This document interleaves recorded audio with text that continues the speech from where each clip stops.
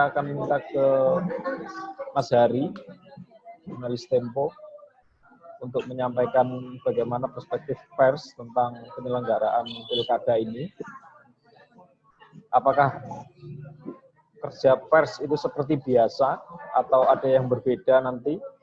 Itu terutama dan bagaimana pers menyikapi penyelenggaraan pilkada ini. Oke, boleh Mas Hari untuk menyampaikan materinya?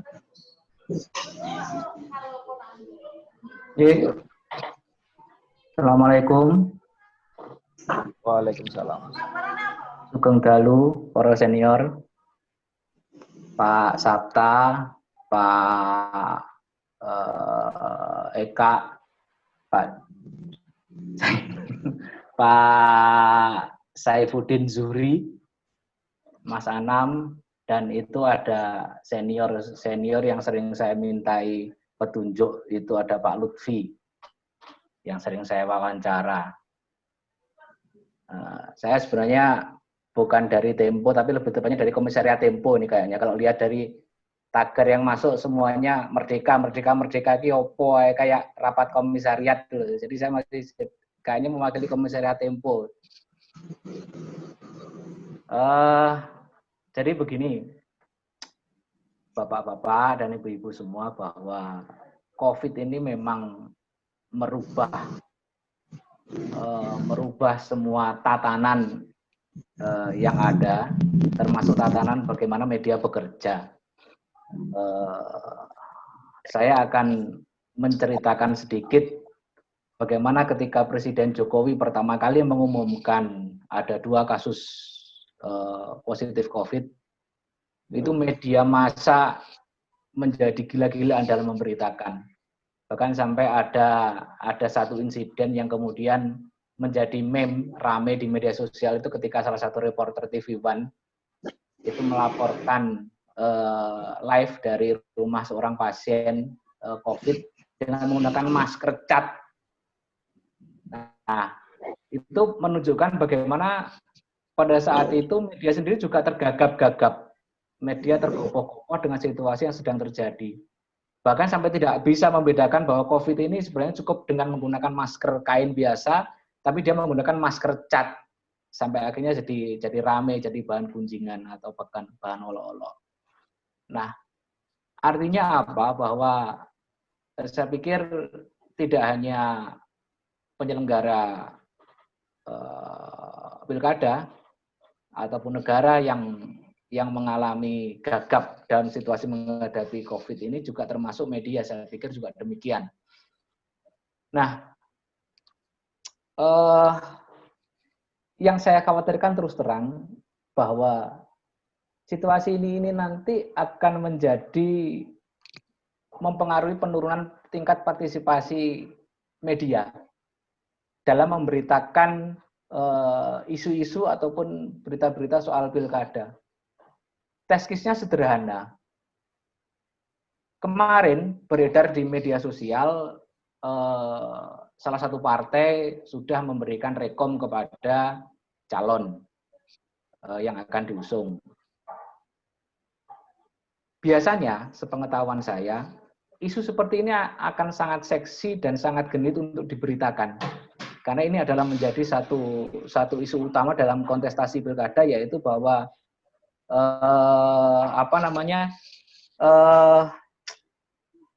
rekom itu akan menjadi hal yang penting untuk diberitakan.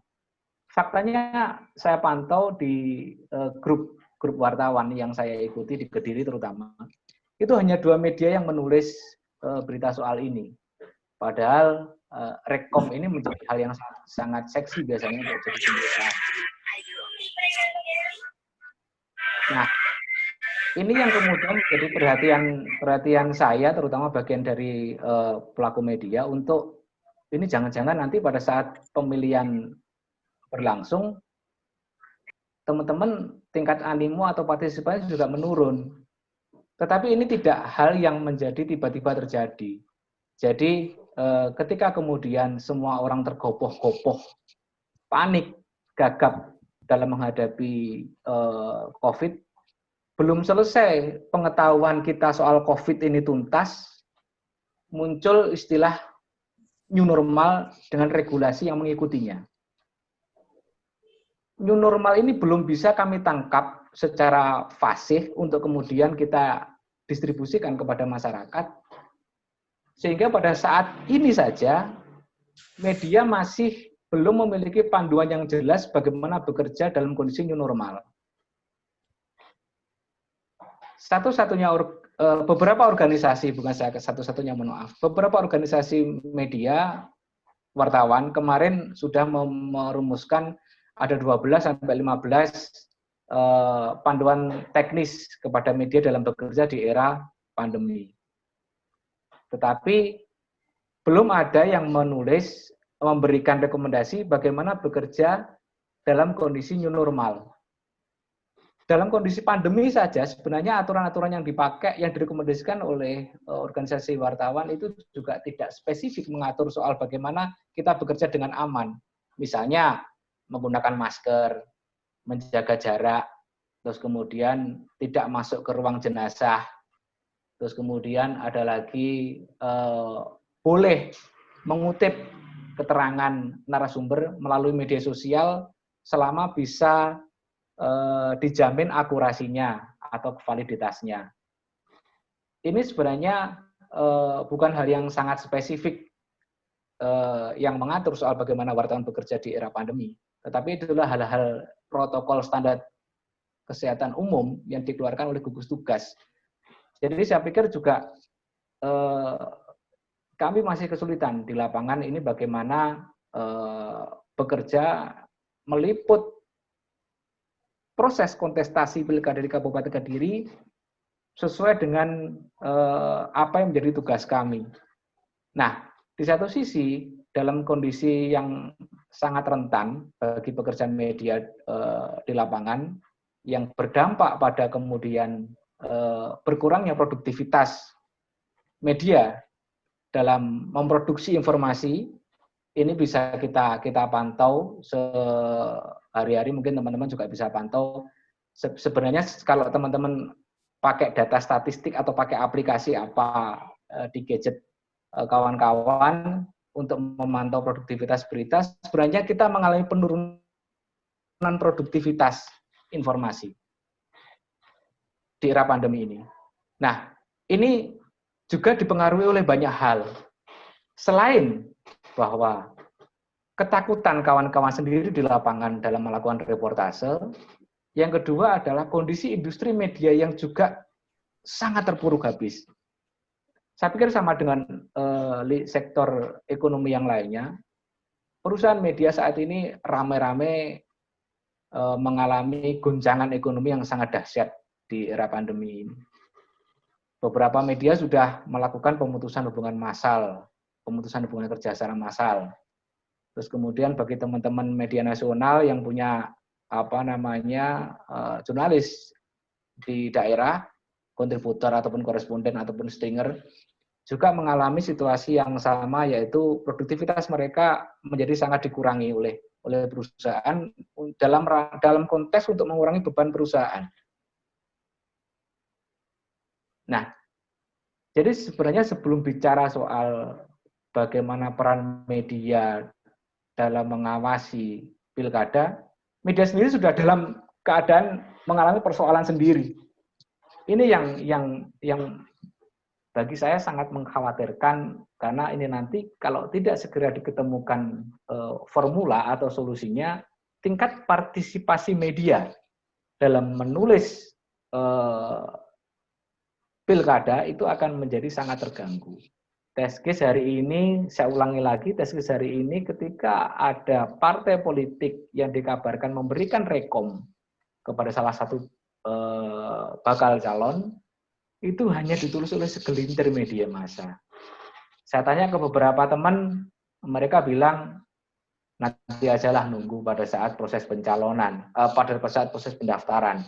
Ada yang bilang, nantilah, nanti, dengan banyak alasan teknis. Banyak alasan teknis. Bahkan dalam konteks untuk mengkonfirmasi saja, itu juga jadi kendala. Karena keterbatasan juga alat pelindung diri atau APD yang diberikan oleh perusahaan media kepada kawan-kawan yang ada di lapangan. Ini sebenarnya problem internal, problem domestik kami sebagai pekerja media. Tetapi itu adalah fakta yang nanti akan bisa mempengaruhi dinamika pemberitaan tentang pilkada di Kabupaten Kediri. Nah, ini yang cukup mengancam.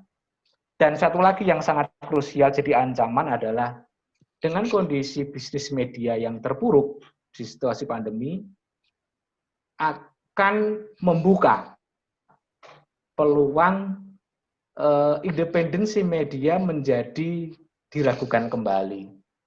Nah, sikap-sikap media yang kemudian menjadi partisan dengan pembenaran bahwa ini adalah untuk penyelamatan usaha mereka, ini menjadi ancaman tersendiri bagi kawan-kawan yang ada di lapangan. Ketika kawan-kawan di lapangan kemudian bisa berusaha untuk bersikap independen dalam melakukan pemberitaan, ternyata perusahaan secara korporasi, secara bisnis melakukan dealing dengan calon-calon tertentu dalam konteks untuk mempertahankan usaha. Ini problem. Jadi saya pikir kondisi COVID ini menjadi ancaman yang begitu dahsyat dalam pelaksanaan pesta demokrasi atau pilkada karena salah satu lembaga atau infrastruktur pengawasannya yaitu media dalam kondisi juga tidak begitu kokoh untuk melaksanakan tugasnya. Nah, saya juga tidak tahu bagaimana kemudian formulasi negara untuk bisa membantu memulihkan situasi ini. Tetapi yang ingin saya sampaikan lagi bahwa dengan kondisi kesulitan teknis teman-teman di lapangan dalam melakukan reportase di era new normal ini, harapan kami sebenarnya kepada para penyelenggara pilkada itu sendiri, kepada Bawaslu, kepada KPU, dan sebagainya. Kenapa demikian? Karena akan ada banyak tugas-tugas di lapangan yang sebelumnya kami lakukan dalam mereportase dinamika pilkada, akan kami delegasikan kepada panjenengan semua. Misalnya, yang biasanya kemudian kami akan datang untuk mereportase pemilihan siapa, memantau penghitungan di mana, itu nanti saya bayangkan akan kita lakukan by phone. Kita akan kontak kepada KPU, kita akan kontak kepada Bawaslu, bagaimana dengan hasil pemilihan hari ini, bagaimana dengan penghitungan hari ini, apakah ada persoalan atau tidak. Jadi ancang-ancang ini harapan saya akan bisa direspon oleh penyelenggara pemilihan untuk menyiapkan infrastruktur informasi yang rigid bagi kami untuk bekerja. Memang dari segi akurasi ini cukup tidak bisa diterima bahwa wartawan seharusnya juga memang harus di lapangan, di lokasi, melihat sendiri dengan mata kepala sendiri untuk kemudian mereportase. Tetapi sekali lagi bahwa kami juga dihadapkan pada persoalan kami harus melindungi kesehatan kami sendiri. Sementara fakta di lapangan adalah belum banyak perusahaan media yang memberikan perlindungan secara khusus kepada pekerjanya. Bahkan untuk memberikan sehelai masker ataupun sebotol hand sanitizer itu saya belum melihat ada perusahaan media yang melakukan hal itu. Nah, ini ironis. Ini ironis ketika kemudian beban pengawasan dibebankan kepada kami, sementara perlindungan kepada kami juga tidak bisa maksimal kami dapatkan.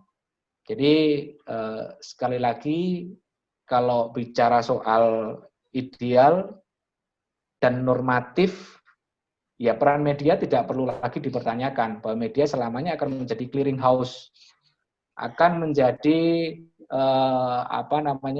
sumber informasi yang sahih, yang akurat, yang bisa dipercayakan dengan dalih apapun situasi lapangan yang dialami. Ini tentu menjadi pekerjaan berat bagi teman-teman media ke depan dalam mengawal pilkada ini, seperti tadi persoalan-persoalan teknis yang saya sampaikan, terutama juga ancaman terbesarnya adalah soal independensi media ketika kemudian harus terpaksa menjadi media partisan yang dia tidak kehendaki. Jadi mungkin itu dulu awalan saya biar tidak panjang-panjang, karena Kalau menurut gambar posternya habis ini ada Pak Sabta. Saya melihat urutannya tadi kalau di poster kan dari kiri sendiri Pak Wisnu. Di sebelah kanannya ada Pak Saifuddin Zuhri, saya. Nah, habis ini pasti Pak Sabta karena Pak Sabta ada di kanan saya di poster itu. Jadi mungkin Pak Sabta juga bisa memberikan pencerahan lah kepada kami bagaimana media harus bekerja. Kalau media harus bekerja sebenarnya kita paham bagaimana media harus bekerja, kita tahu dengan detail, tetapi ada kendala lapangan yang itu tidak bisa juga kami abaikan. Terima kasih Mas Anam, seperti itu dulu. Sangat menarik dari penyampaian Mas Hari tadi. Jadi baru tahu tadi belum ada perusahaan media yang memberikan bantuan kepada wartawannya. Oke, jadi sekilas tadi penyampaiannya prediksi dari Mas Hari ada penurunan partisipasi media dalam pemberitaan tentang pilkada dan masih gamang terhadap istilah new normal, Mas.